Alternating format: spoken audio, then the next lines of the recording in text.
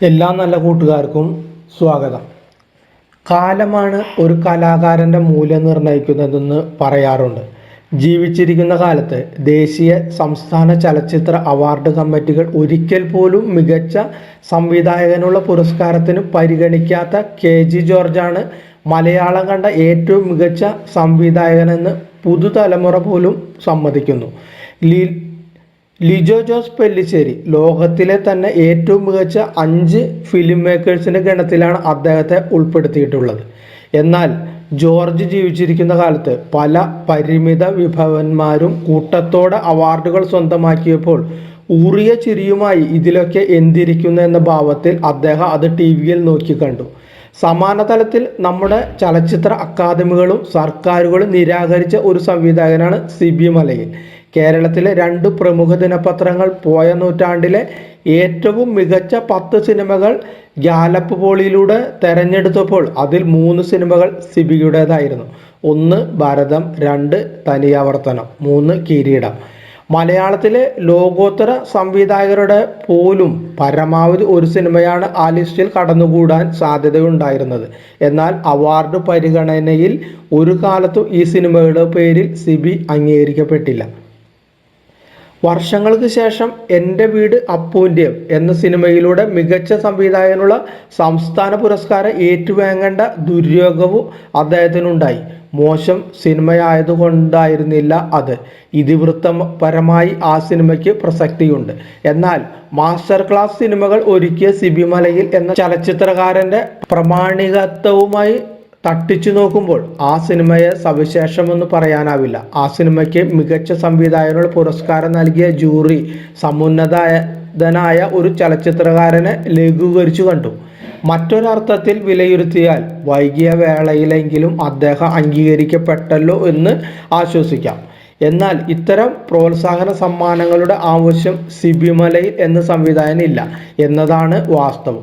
മലയാള cinema ചരിത്രത്തിൽ സുവർണ ലിപികളിൽ ആലേഖനം ചെയ്യപ്പെടേണ്ട ഒരുപിടി സിനിമകളുടെ സൃഷ്ടാവ് എന്ന നിലയിൽ അദ്ദേഹം എന്നേ ജനഹൃദയങ്ങളിൽ സിനിമാ ചരിത്രത്തിലും ചിരപ്രതിഷ്ഠ നേടിക്കഴിഞ്ഞു.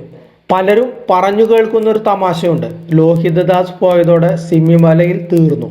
എത്ര അബദ്ധജടിലമായ നിരീക്ഷണമാണിത്. ലോഹിതദാസ് സംവിധാനം ചെയ്ത സിനിമകൾ ശ്രദ്ധിച്ചാൽ അറിയാം. സ്വന്തം തിരക്കഥകളുടെ ഔന്നത്യത്തിന് ഒപ്പം ഓടിയെത്താൻ ശ്രമിച്ച് പരാജയപ്പെടുകയാണ് ലോഹിയിലെ സംവിധായകൻ. ഭൂതക്കണ്ണാടി പോലുള്ള സിനിമകൾ സിബിയായിരുന്നു ചെയ്തിരുന്നതെങ്കിൽ അത് മറ്റൊരു തലത്തിലേക്ക് ഉയരുമായിരുന്നു. അതിലുമുപരി ലോഹിതദാസ് എന്ന എഴുത്തുകാരൻ വാണിജ്യ സിനിമയിലെ ചില നാലാംകിട സംവിധായകർക്ക് മുന്നിൽ എത്തിപ്പെടുകയും അദ്ദേഹത്തിന് വലിപ്പം മനസ്സിലാക്കാൻ കെൽപ്പില്ലാത്ത അവർ അദ്ദേഹത്തെ തിരിച്ചയക്കുകയും ചെയ്ത ഒരു പൂർവ്വകാല ചരിത്രമുണ്ട്. അങ്ങനെ ഒരാളുടെ മഹത്വം തിരിച്ചറിഞ്ഞ് അയാളെ കണ്ടെത്തി അയാൾ അർഹിക്കുന്ന തലത്തിൽ പ്രതിഷ്ഠിച്ചു എന്നതാണ് സിബി മലയിലിൻ്റെ പ്രാഥമിക യോഗ്യത.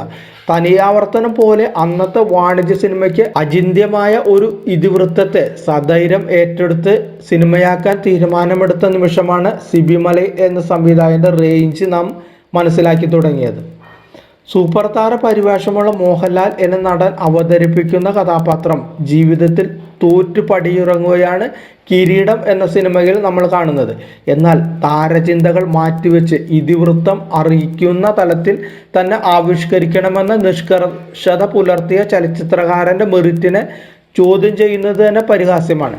ഭരതനും പത്മരാജനും ജോർജും മോഹനും അടങ്ങിയ മധ്യവർത്തി സിനിമാ കൂട്ടായ്മ അകാല ചരമം പ്രാപിച്ച ശേഷം ശുഷ്കമായി പോയ നല്ല സിനിമാ സങ്കല്പം തിരിച്ചു കൊണ്ടുവരിക എന്ന ദൗത്യത്തിന് ചുക്കാൻ പിടിച്ച ചലച്ചിത്രകാരൻ കൂടിയാണ് സിബി മലയിൽ. MTയുടെ തിരക്കഥയുണ്ടെങ്കിൽ ഒരു സംവിധായകൻ്റെ ആവശ്യമില്ലെന്നും ക്യാമറാമാൻ അത് പകർത്തിവെച്ചാൽ മാത്രം മതി എന്ന അബദ്ധം പറഞ്ഞു പ്രചരിപ്പിച്ചവരുമുണ്ട്. സിനിമ എന്ന മാധ്യമത്തെക്കുറിച്ചും അതിൻ്റെ സൃഷ്ടാവായ സംവിധായകൻ്റെ റോളിനെ കുറിച്ചും പ്രാഥമികമായ ധാരണ പോലും ഇല്ലാത്തവരാണ് ഇത്തരം വാദഗതികൾ ഉയർത്തുന്നത് എന്ന് നമ്മൾ ഓർക്കണം. നിർമ്മാല ഒഴികെ MT സംവിധാനം ചെയ്ത ഒരു ചിത്രത്തിനും അദ്ദേഹത്തിൻ്റെ യശസ്സിനൊത്ത് ഉയർന്നില്ല എന്നതാണ് വാസ്തവം. എന്നാൽ ഭരതനും ഹരിഹരനും IV ശശിയും സേതുമാധവനും PN മോഹനനും മറ്റും അതിന് ചലച്ചിത്ര ഭാഷ നൽകിയപ്പോൾ ആ തിരക്കഥകൾ മറ്റൊരു വിധാനത്തിലേക്ക് ഉയർന്നു. അതേസമയം MTയുടെ ഏറ്റവും മികച്ച രചനകളിൽ ഒന്നായ സുഹൃതം ദൃശ്യവൽക്കരണത്തിലെ ശരാശരി സമീപനം മൂലം അറിയിക്കുന്ന തലത്തിലേക്ക് എത്തിപ്പെടാതെ പോയി. വൈശാലിയുടെ തിരക്കഥയുടെ തലപ്പൊക്കം മറികടക്കുന്ന ചലച്ചിത്രകാരനെ കാണാം.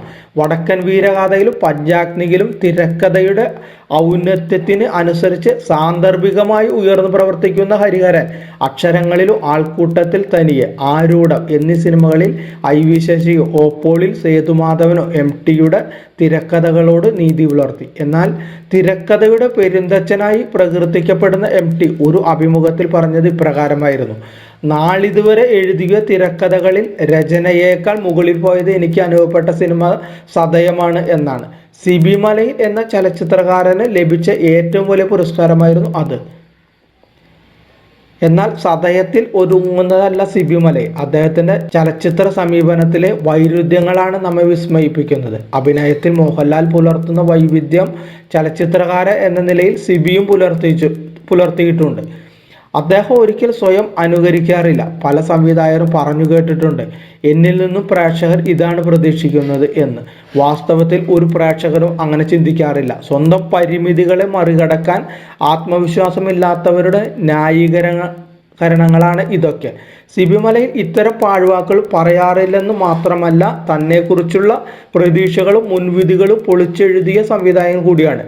രാരീരവും ചേക്കറാനൊരു ചില്ലയും പോലുള്ള സിനിമകൾ ഒരുക്കിയ ഒരാളാണ് ഭരതനും തനിയാവർത്തനവും കിരീടവും ചെയ്തതെന്ന് വിശ്വസിക്കാൻ പ്രയാസം തോന്നും നമുക്ക്. ഇതേ സിബി തന്നെ ശ്രീനിവാസന്റെ തിരക്കഥയിൽ മറ്റൊരു ജേണലിലുള്ള 2 സിനിമകൾ ചെയ്തു. ഒന്ന് മുത്താരംകുന്ന് PO, മറ്റൊന്ന് ദൂരെ ദൂരെ ഒരു കൂട്ടുകൂട്ടാം. SN സ്വാമിയുടെ തിരക്കഥയിൽ ആഗസ്റ്റ് 1 എന്ന ആക്ഷൻ പടം ഒരുക്കിയപ്പോൾ തനിയാവർത്തനത്തിന് നിഴൽ വീണില്ല അതിൽ. ഒരു ത്രില്ലർ സിനിമ അറിയിക്കുന്ന വിഷ്വലൈസിങ് പാറ്റേൺ ഒതുക്കി സിബി നമ്മെ അമ്പരിപ്പിച്ചു.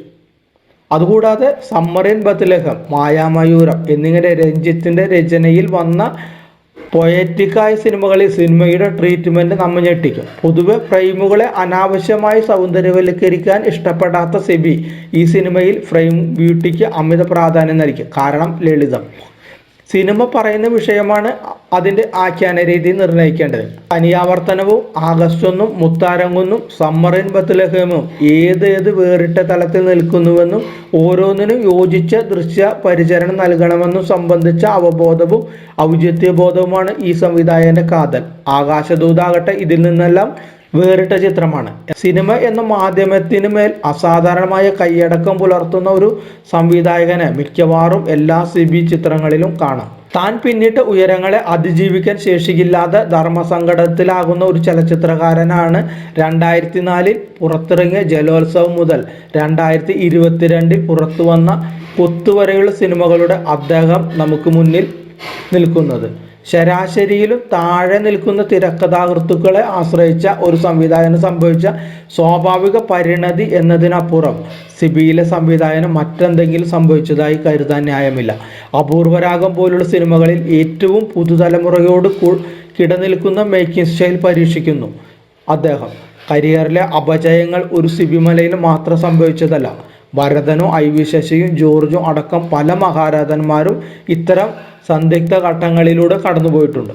ചലച്ചിത്രകാരൻ എന്ന നിലയിൽ സമാനതകളില്ലാത്ത മികവ് പുലർത്തുമ്പോഴും നേരിയ അപഭ്രംശങ്ങളും അദ്ദേഹത്തിൻ്റെ ആഖ്യാന സമീപനങ്ങളിലുള്ളതായി നമുക്ക് കാണാം.